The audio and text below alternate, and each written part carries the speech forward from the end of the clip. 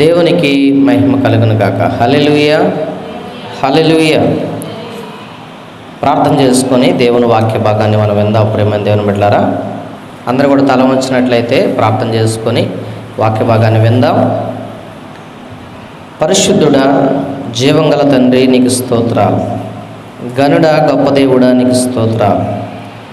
నిన్న నేడు రేపు ఏకరీతిగా ఉన్నటువంటి దేవా, నీకు స్తోత్రాలు. మమ్మల్ని విడువని ఎడబాయని దేవా, నీకు స్తోత్రాలు. నాయనా ప్రభువా, ఈరోజు నీ మాటల చేత మమ్మల్ని ఆదరించండి. నీ ప్రేమను వెల్లడపరచమని ప్రార్థన చేస్తూ, అయ్యా నీ మాటలు వినుచుండగా వినగలిగిన చెవులు, గ్రహించగలిగిన మనస్సును మీరు మాకు అనుగ్రహించమని, నీ కృపా నీ కనికరముతో నింపి ప్రతి బిడ్డతో మీరు మాట్లాడి సహాయం చేయమని మా ప్రభువును రక్షకుడైన యేసు క్రీస్తు ఉన్నతమైన నామంలో ఈ యొక్క ప్రార్థన మనవులు అడిగి వేడుకుంటున్నాము తండ్రి. ఆమేన్, ఆమేన్. అందరికీ వందనాలండి. దేవుడు మిమ్మల్ని అందరినీ దీవించి ఆశీర్వదించునుగాక. ఆమేన్ చెప్పండి అందరూ. ఆమేన్. ప్రియమైన దేవుని బిడ్డలారా, దేవుని వాక్యాన్ని శ్రద్ధగా మనం విందాం. కొద్ది నిమిషాలు దేవుని వాక్యాన్ని శ్రద్ధగా మనం విందాం. అన్నిటికంటే ప్రాముఖ్యమైనది ఏంటంటే వాక్యమే. అన్నిటికంటే ప్రాముఖ్యమైనది ఏంటి చెప్పండి? అన్నిటికంటే ప్రాముఖ్యమైనది వాక్యమే. చూడండి, బైబిల్ గ్రంథంలో నుండి ఈరోజు మనం నేర్చుకోబోతున్నటువంటి మాటలు ఏంటంటే, దేవుడు ఎవరు? దేవుడు ఎవరు? మరి లేఖన భాగాల్లో మన దేవుడు మనతో ఏం మాట్లాడుతూ ఉన్నారు? అసలు దేవుడు అంటే ఏంటి? అసలు దేవుని యొక్క గొప్పతనం ఏంటి అనేది మనం తెలుసుకోబోతూ ఉన్నాం. చూడండి, బైబిల్ గ్రంథంలో అసలు దేవుడు అంటే మనం అర్థం చేసుకోవాల్సిన విషయం ఏంటంటే, ప్రియమైన దేవుని బిడ్డలారా, సృష్టించేవాడు దేవుడు. ఏం చేసేవాడంట? సృష్టించేవాడు దేవుడు.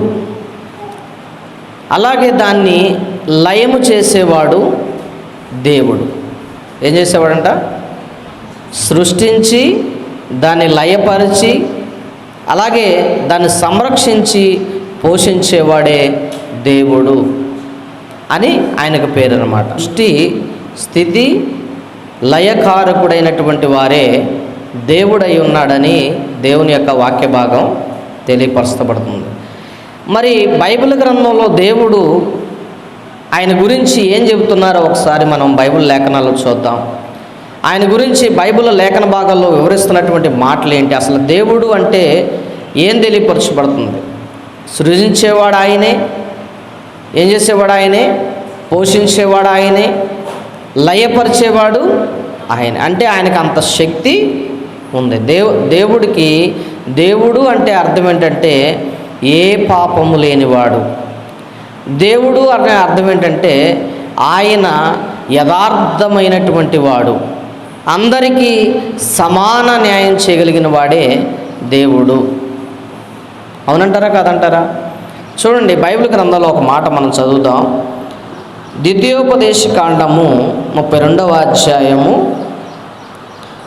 39వ వచనాన్ని ఒకసారి మనం చదువుదాం. ప్రియమైన దేవుని బిడ్డలారా, ద్వితీయోపదేశ కాండము 32వ అధ్యాయము 39వ వచనాన్ని ఒకసారి మనం చదివినట్లయితే చూడండి, ఇక్కడ రాయబడినటువంటి మాట, ఇదిగో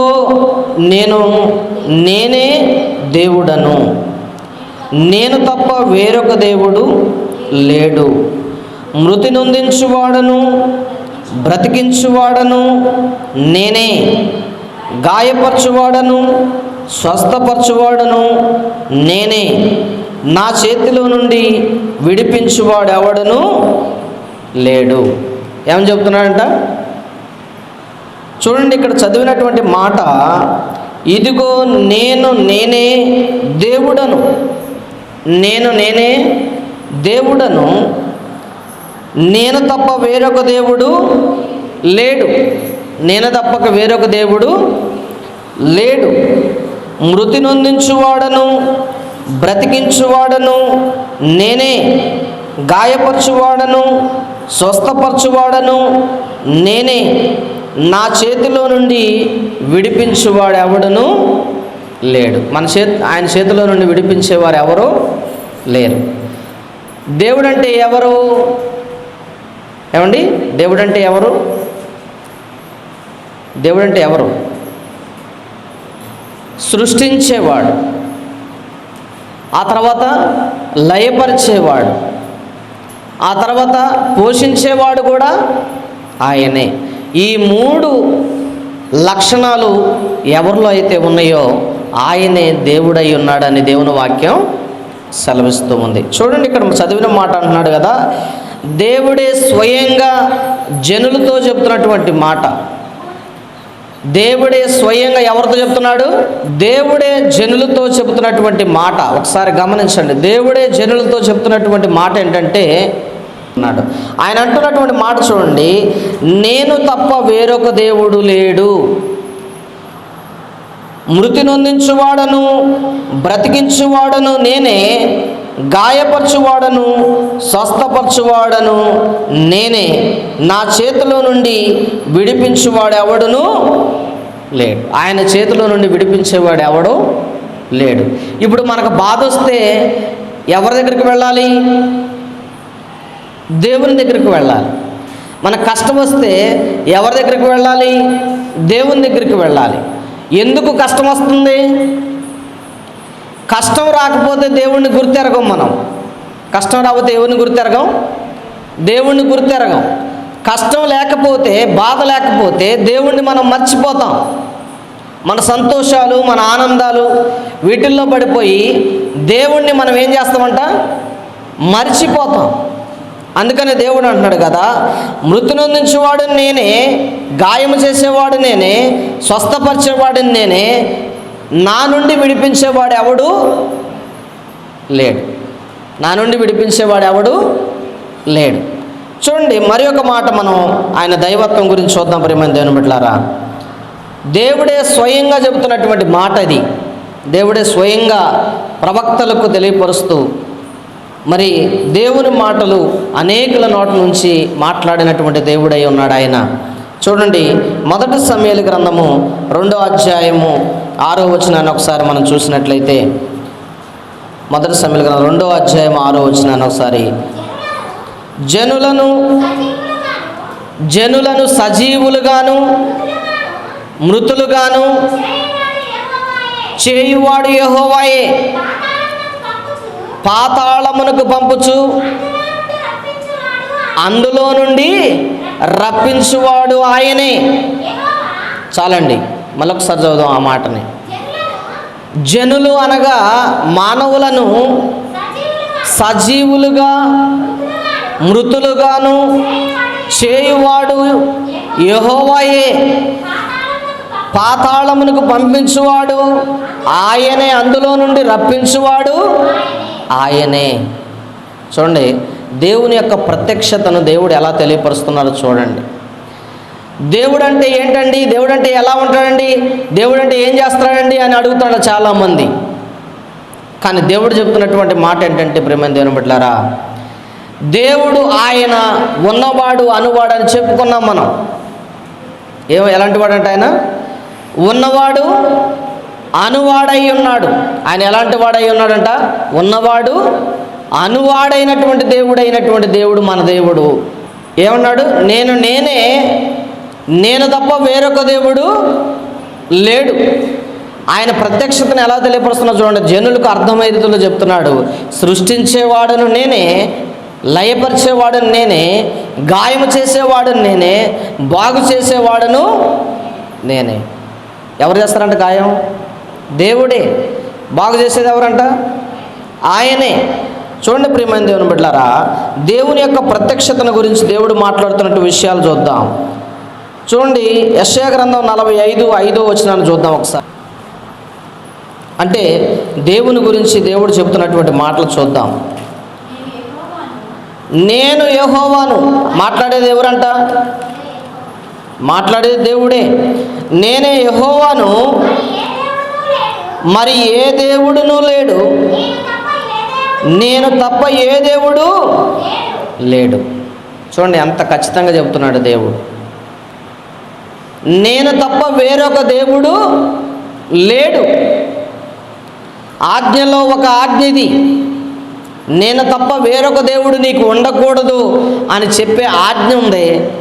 అలాగే దేవుడు తనకు తానుగా ప్రత్యక్షపరచుకున్నటువంటి మాట ఏంటంటే, నేనే దేవుడను, నేను తప్ప వేరొక దేవుడు లేరు.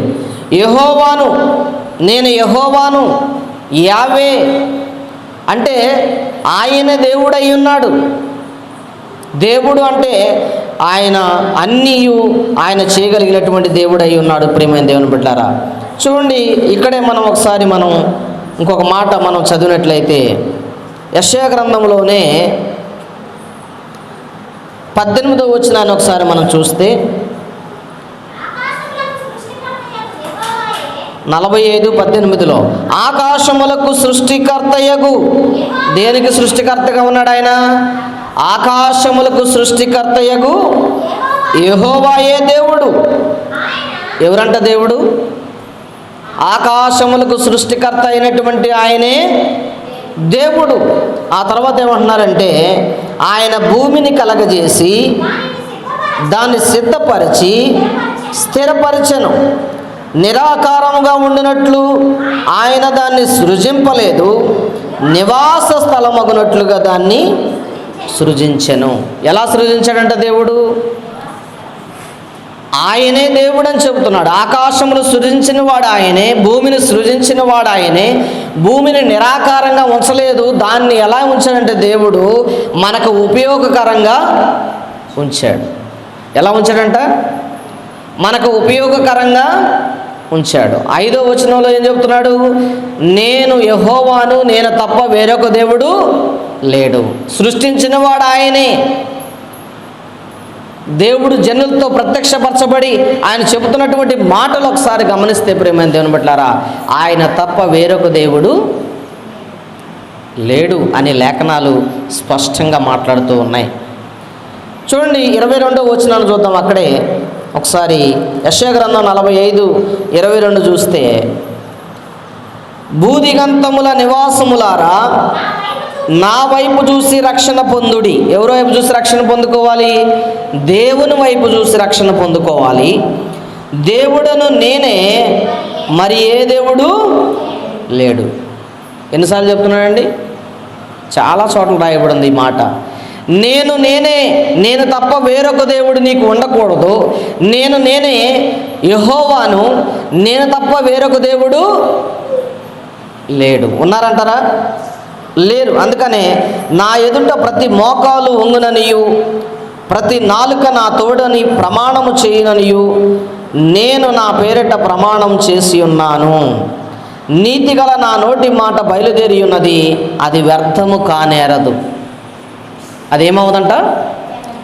వ్యర్థము కాదు.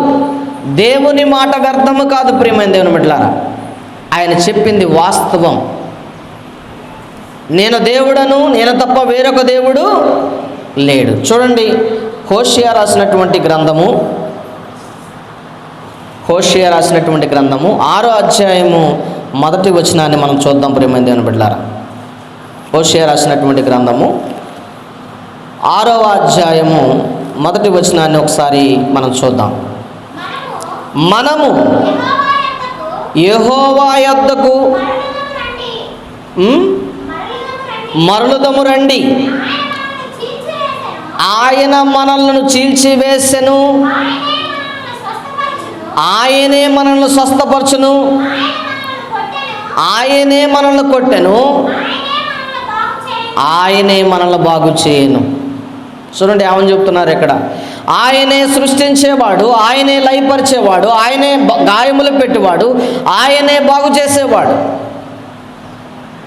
అర్థమవుతుందండి? అంటే దేవుడు అంటే భయం లేని వారు చాలామంది మాట్లాడే మాటలు ఎలా ఉంటాయంటే, దేవుడు ఎక్కడున్నాడండి, దేవుడు అంటే ఏంటండి అసలు అని అడుగుతూ ఉంటారు. కానీ దేవుడు అంటే ఏంటంటే, ఆయన నిన్ను సృజించినవాడు, ఆయన నిన్ను లయపరచబోయేవాడు, ఆయన నిన్ను బాగు చేసేవాడు. ఇప్పుడు ఎవరి దగ్గరికి వెళ్తే మనం బాగుపడతాం? దేవుని యొద్దకు వెళితే బాగుపడతాం, దేవుని సన్నిధానానికి వెళితే బాగుపడతాం, ఎవరిని ప్రార్థిస్తే బాగుపడతాం, దేవుని వేడుకుంటే మనం బాగుపడతాం. యెరోబోయాము అనే ఒక వ్యక్తిని గురించి నేను గత కాలంలో మీకు చెప్పాను, గుర్తుందో లేదో మీకు. యెరోబోయాము అనే ఒక ఆయన ఉన్నాడు. ఆయనకు దేవుని సన్నిధి అంటే ఎంతో భక్తి ఒకప్పుడు. కానీ ఆ తర్వాత కాలంలో డబ్బు వచ్చింది, పదవి వచ్చింది, ధనం వచ్చిన తర్వాత ఆయన చేస్తున్న పనులు ఏంటంటే సొంతగా ఆలోచించడం మొదలుపెట్టాడు. దేవుని మీద ఆలోచించడం పక్కన పెట్టి సొంతగా ఆలోచించడం మొదలుపెట్టాడు. సొంత నిర్ణయాలు తీసుకోవడం ప్రారంభించాడు. దేవుడు ఎక్కడున్నాడు అన్నట్టుగా భావించి ఎలా పడితే అలా ప్రవర్తించడం మొదలుపెట్టాడు. ఏం రాగానే, ఉద్యోగం రాగానే, అలాగనే సంపద రాగానే, ఆయనకు ఆస్తిపాస్తులు రాగానే, గొప్పవాడిగా అవగానే ఎవరిని మర్చిపోయాడు? దేవుణ్ణి మర్చిపోయాడు. దేవుడు ఏమంటున్నాడు? నేను తప్ప వేరొక దేవుడు నీకు ఉండకూడదు. బలిపీఠం అనేది ఆయన దగ్గరే కట్టాలి. కానీ ఆయన బలిపీఠంలో ఆయన సొంత ఊర్లో కట్టుకొని, ఆ సొంత ప్రాంతంలో కట్టుకొని, ఆయన పరిపాలించే ప్రాంతాల్లో యాజకులను కూడా ఆయనే నియమించుకున్నాడు. దేవుని ప్రకారంగా కాకుండా సొంత ఆలోచనలతో. ఈరోజు చాలామంది సొంత ఆలోచన చేయటం ప్రారంభిస్తున్నారు.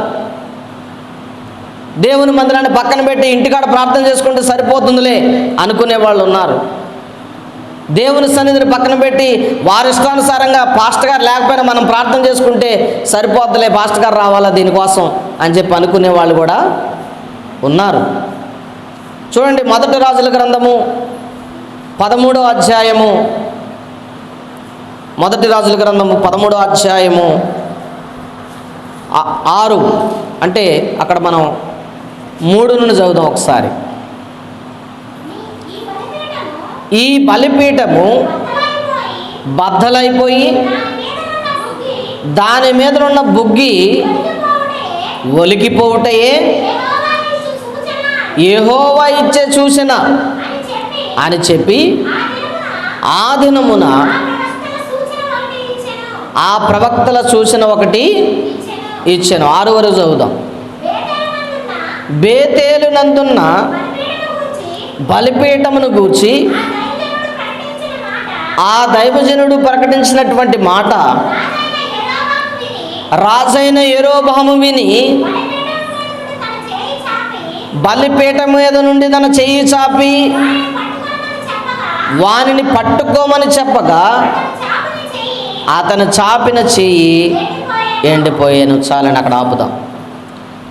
రాజైన యెరోబోయాము చేసిన పని ఏంటంటే, దైవజనుడు వచ్చి చెప్పాడు, ఇదిగో ఇది ఇలా జరిగింది, నువ్వు వ్యతిరేకంగా చేస్తున్నావు, ఇలా జరగాలి, దేవుని చిత్తం ఎలా జరగాలని చెప్పి యెరోబోయాముతో చెప్పినప్పుడు యెరోబోయాము బలిపీఠం మీద కూర్చొని ఆయన చేసిన పని ఏంటంటే, ఆ దైవజనుడిని పట్టుకురండిరా అని అడిగారంట.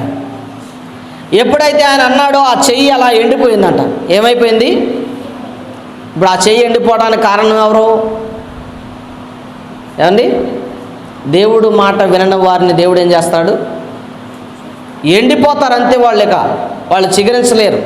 అందుకనే ఎప్పుడైతే దేవునికి వ్యతిరేకంగా చెయ్యెత్తాడో, దేవుడికి వ్యతిరేకంగా ఎప్పుడైతే తన మాట్లాడటం మొదలుపెట్టాడో, దేవుడు ఆయన చేతిని ఎండిపోజేశాడు. ఎత్తిన చెయ్యి ఏమైపోయింది? ఎండిపోయింది. ఇప్పుడు మరలా ఆ దైవజనుడితో అంటున్నాడు. ఆయన ఏమంటున్నాడు ఆ దైవజనుడితో? దానిని వెనుకకు తీసుకొనుటకు అతనికి శక్తి లేకపోయినా, అంటే మళ్ళీ అది వెనక తీసుకోవడానికి శక్తి ఎండిపోయిన చేయని మరలా దాన్ని లాక్కోవడానికి ప్రయత్నం చేసినా కూడా అది రాలేదు. చదవండి తల్లి. మరియు యెహోవా సెలవు ప్రకారంగా, అంటే దేవుని ఆజ్ఞ ప్రకారంగా దైవజనుడిచ్చిన సూచన చొప్పున బలిపీఠము బద్దలు కాగా ఒలికిపోయింది. ఆయన చెప్పినట్టుగానే జరిగింది అది. అప్పుడు రాజు, నా చెయ్యి మునుపుటి వల్లే బాగుపడినట్లు నీ దేవుడైన యెహోవా సముఖమందు నా కొరకు వేడుకొనమంటున్నాడు. ఇప్పుడు ఎవరికి వేడుకుంటే జరిగిద్ది?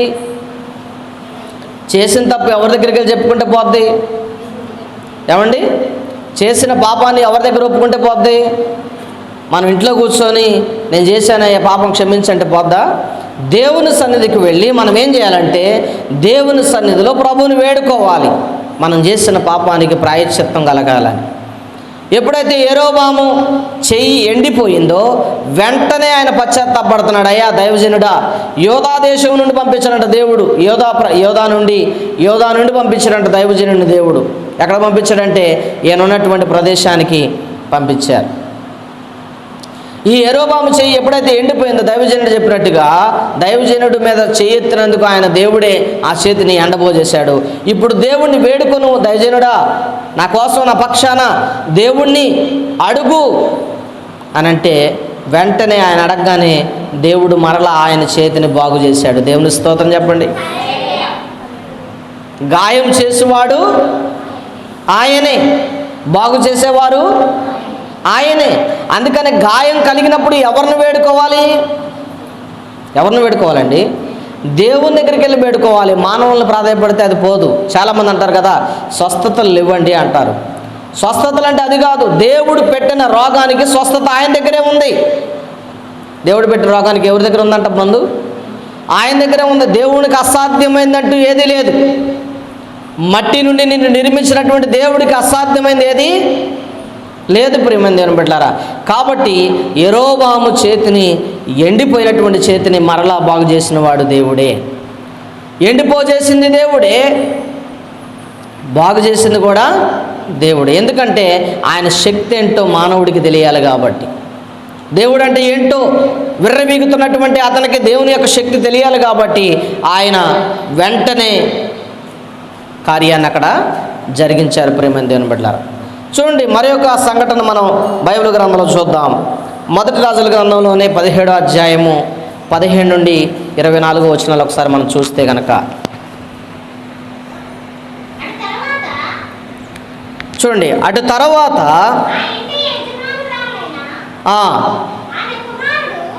ఆ విధవరాలి కుమారుడు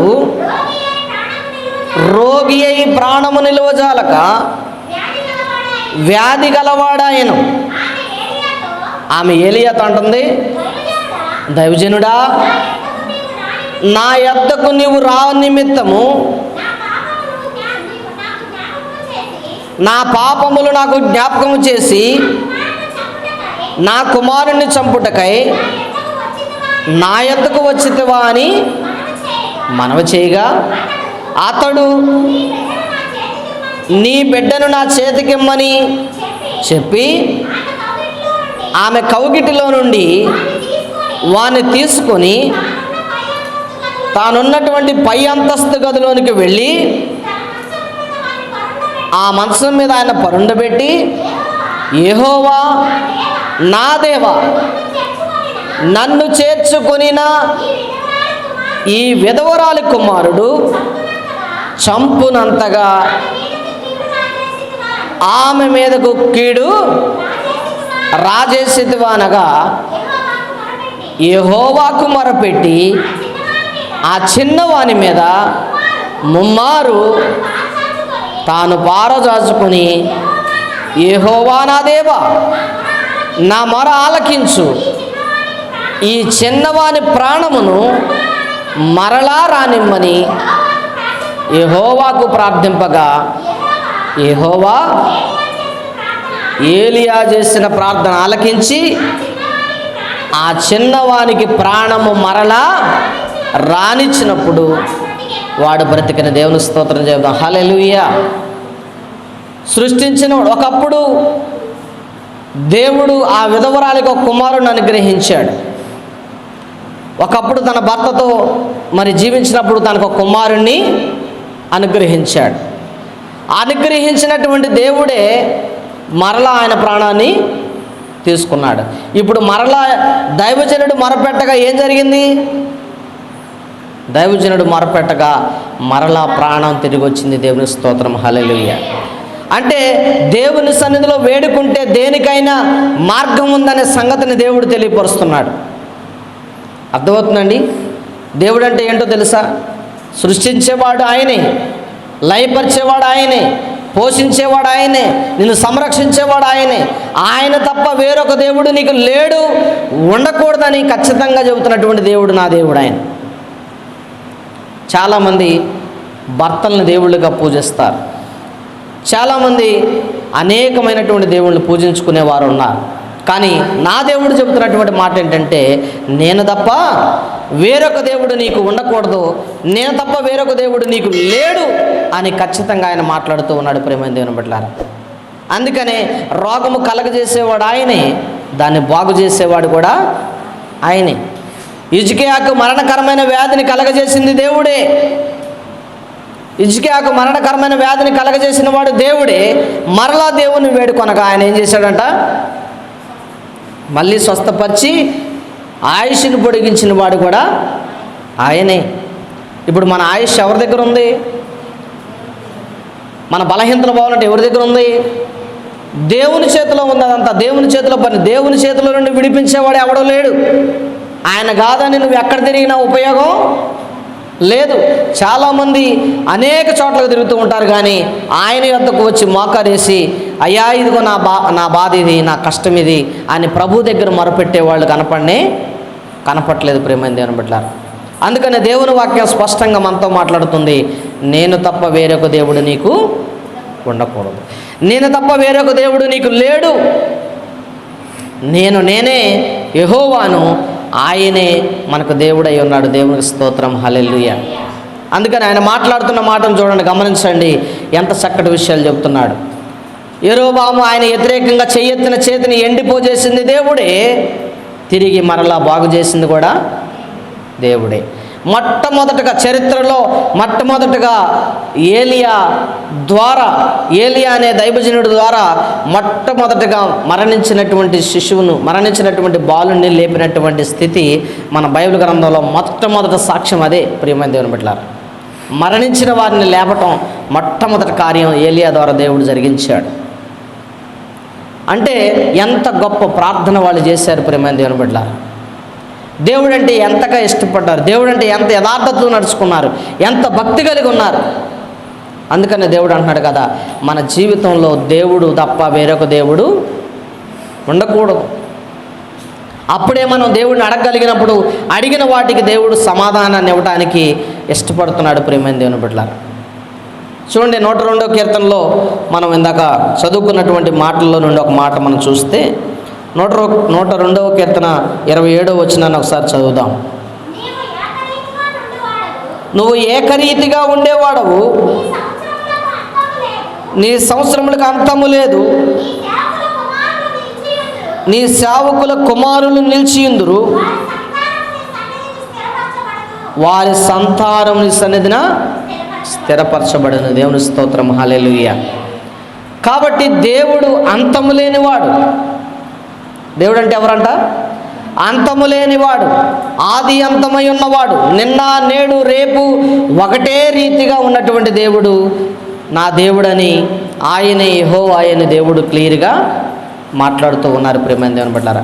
కాబట్టి దేవుని గురించి నిన్ను ఎవరైనా అడిగితే, దేవుని గురించి ఎవరైనా నిన్ను ప్రశ్నిస్తే ఆయన గురించి ఏం చెప్పాలంటే, ఆయన సృష్టించేవాడు, ఆయన పోషించేవాడు, ఆయన సంరక్షించేవాడు, అవసరమైతే ఆయన లయపరిచేవాడు, ఎండిపోయిన ఎముకలు సైతం తిరిగి బ్రతికించగలిగిన వాడే నా దేవుడు. ఏం చేస్తారంట ఆయన?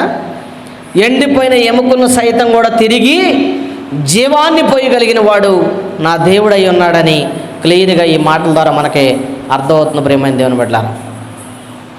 కాబట్టి దేవుని వాక్యం నిరర్థకం కాదు, ఇది యథార్థమైనటువంటి వాక్యం. అందుకనే ఆయన వాక్యము సత్యం అని చెప్పాడు దేవుడు. అందుకని కొత్త నిబంధనలకు వచ్చిన తర్వాత ఆయన చెబుతున్నటువంటి మాట ఏంటంటే, నేనే మార్గము, నేనే సత్యము, నేనే జీవము, నా ద్వారా తప్ప ఎవడు కూడా తండ్రి రాజ్యానికి, దేవుని రాజ్యానికి రావటానికి అవకాశం లేదు.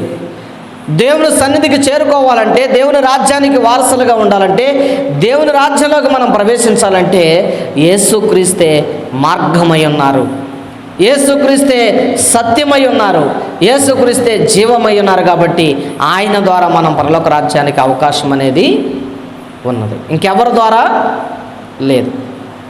ఎవరి ద్వారా లేదు. చూడండి, మీరు ఏదైనా ఒక ఉద్యోగం సంపాదించాలంటే ఒక వ్యక్తి ద్వారా పని అవుతుంది అనుకుంటే ఆయన తప్ప ఇంకెవరు చేయలేరు అని అంటారు. అలాంటప్పుడు మనం ఆయన్ని ఆశ్రయిస్తాం, అప్పుడు మన పని జరిగిపోదు. అలాగనే దేవుని రాజ్యానికి చేరాలంటే ఆయన తప్ప వేరొక మార్గం లేదు. ఆయనకి మాత్రమే మనం అప్లికేషన్ పెట్టుకోవాలి, ఆయన్ని మాత్రమే మనం పూజించాలి, ఆయన మాత్రమే పూజార్హుడు, ఆయన ఆరాధనకి యోగ్యుడై ఉన్నాడు. అర్థమైందండి? దేవుడు అంటే ఎవరు? బాగు చేసేవాడు ఆయనే, గాయములు చేసేవాడు ఆయనే, ఆయన చేతిలో నుండి విడిపించేవాడు ఎవడు లేడు. కొంతమంది అనుకుంటారు కదా, అగాధంలోకి వెళ్ళి దాక్కుందాం అనుకుంటారంట. ఎక్కడికి వెళ్ళి దాక్కుందాం అనుకుంటారంట? నన్ను ఎవరు చూస్తున్నారులే, లోపలికి వెళ్ళి ఏసీ రూమ్లో దాక్కుందాం అనుకుంటారంట. నువ్వు ఎక్కడ దాక్కున్నా ఎక్కడున్నా కూడా దేవుడికి నీ సంగతి తెలుసు. అందుకని ఆయన అంటాడు కదా, నేను చూచుచున్న దేవుడు ఆయన. ఏం దేవుడు అంట? చూచుచున్న దేవుడు ఆయన. అందుకని ఆయన ఆశ్చర్యకరుడు, ఆలోచనకర్త, నిత్యుడగు తండ్రి, సమాధానానికి అధిపతి, ఆయన రాజులకు రాజైనటువంటి దేవుడని క్లియర్గా బైబిల్ ఆయన గురించి మాట్లాడుతుంది. అలాంటి గొప్ప దేవుడిని సేవిస్తున్న మనము, అలాంటి గొప్ప దేవుడిని వెంబడిస్తున్న మనము, ఆయన బిడ్డలమైనటువంటి మనం ఎలా ఉండాలంటే ఆయనలాగే జీవించాలి, ఆయనలాగే జీవించాలి. ఏలియా ప్రార్థన చేశాడు, ప్రార్థన చేసినప్పుడు దేవుడు ఆయన మాటను విన్నాడు. మరి నీ మాట ఎందుకనట్లా దేవుడు అంటే, నువ్వు దేవుని ఎదుట సరైనటువంటి విధానంలో జీవించట్లేదేమో, అందుకనే దేవుడు నీ మాటను వినట్లేదు. కాబట్టి నీ ప్రార్థన నా ప్రార్థన ఆలకించాలంటే మనం చేయాల్సినటువంటి పని ఏంటంటే, ప్రియమైన దేవుని బిడ్డలారా, దేవుణ్ణి మనం ఏం చేయాలంట? తెలుసుకోవాలి. దేవుని యథార్థతను మనం నడుచుకోవాలని దేవుడు కోరుకుంటున్నాడు. ప్రార్థన చేసుకుందాం. ఇటు మాటలు దేవుడు దీవించి ఆశ్రయించునుగాక. ప్రార్థన చేద్దాం. అందరూ కూడా కళ్ళు మూసుకున్నట్లయితే ప్రార్థన చేద్దాం. పరిశుద్ధుడానికి స్తోత్రము తండ్రి, నీకు వందనాలు. మీరు మాట్లాడుతూ వచ్చారు తండ్రి, మీరు మాట్లాడే దేవుడు అని చెప్పారు. మీరు మాట్లాడే దేవుడని, మీరు బ్రతికించే దేవుడని, మీరు లయపరిచే దేవుడని, మీరు సృష్టించగలిగిన వారని, మీరే దేవుడని మాకు బయలుపరిచారు. నీకు స్తోత్రము తండ్రి. నీవు తప్ప వేరొక దేవుడు నీకు ఉండకూడదు అని మీరు మాట్లాడుతూ వచ్చినటువంటి మాటలను బట్టి నీకు స్తోత్రాలు. నేను తప్ప వేరొక దేవుడు నీకు ఉండకూడదంట కాదు, కానీ నేను తప్ప వేరొక దేవుడు లేడు అని మీరు ఖచ్చితంగా చెప్పిన మాటను బట్టి నీకు స్తోత్రాలు చెల్లిస్తున్నాం ప్రభువా. కాబట్టి మా జీవితంలో మిమ్మల్ని తప్ప ఎవరిని ఆరాధించక నా తండ్రి, ఎవరిని వెంబడించక తండ్రి, నిన్ను మాత్రమే వెంబడించే బిడ్డలుగా ఉన్నట్లు మీరు సహాయము అనుగ్రహించమని ప్రార్థన చేస్తున్నాం ప్రభువా. నీకు వందనాలు. నీ కృప విస్తరింపజేయండి తండ్రి. అయ్యా, నీ కృప ద్వారా మమ్మల్ని నడిపించుకోండి దేవా. నీకు స్తోత్రాలు. ఆధ్యాత్మికమైనటువంటి జీవితాన్ని మీరు మాకు అనుగ్రహించమని ప్రార్థన చేస్తున్నాం తండ్రి. నీకు వందనాలు. నీ మాటలు విన్న ప్రతి బిడ్డని దీవించండి నాయన. నీ మాటలు విన్న ప్రతి బిడ్డని మీరు సరిచేయండి నా దేవా. అయ్యా, మీరే దేవుడని తెలుసుకునే భాగ్యాన్ని వారికి అనుగ్రహించమని. యెహోవాయే మనల్ని పుట్టించెను, ఆయనే మనల్ని పోషించెను, ఆయనే మనల్ని మేపుచుండెను, ఆయనే మనల్ని కాయుచుండెను అని మీరు చెప్పిన మాటలు యథార్థమైన తండ్రి. నీకు వందనాలు, స్తోత్రాలు. కాబట్టి నా తండ్రి, మీరు పోషించి సంరక్షించే దేవుడు అయ్యన్నావు తండ్రి. నీకు వందనాలు. కోపం వస్తే ఉగ్రత కురిపించే దేవుడు అయ్యన్నావు తండ్రి. నీకు వందనాలు. కాబట్టి నాయన, నిన్ను ప్రేమించి యథార్థంగా నడుచుకునే బిడ్డలుగా మమ్మల్ని చేయమని కోరుకుంటూ మీరే మహిమ ఘనత ప్రభావాలు పొందుకోమని నజరేయుడైన యేసు క్రీస్తు నామములో ఈ యొక్క ప్రార్థన మనవులు అడిగి వేడుకుంటున్నాము తండ్రి. Amen, amen.